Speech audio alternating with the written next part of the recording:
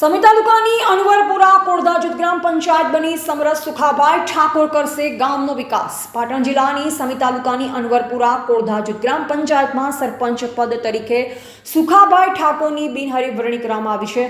અનવરપુરા અને કોળધા ગ્રામજનોના સાથ સહકાર અને વડીલોના માર્ગદર્શનથી તેમજ યુવાઓ દ્વારા અનવરપુરા કોળધા જૂથ ગ્રામ પંચાયતના સરપંચને સમરસ બનાવી તેમજ સમગ્ર ગ્રામ પંચાયતના સભ્યોને પણ સમરસ રીતે બનાવવામાં આવ્યા છે।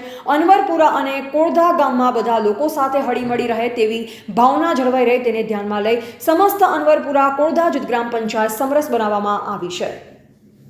જૂથ ગ્રામ પંચાયત દ્વારા સુખાભાઈ કરમસિંહભાઈને સરપંચ તરીકે બિનહરીફ આપવામાં આવ્યું છે તે બદલ બધાનો આભાર માનું છું અને વિકાસના કાર્યો જેવા કે રસ્તા બનાવવા, લાઇટ બિલ લાવી અને ગટર લાઈન નાખવી વગેરે જેવા વિકાસના કાર્યો કરવામાં આવશે।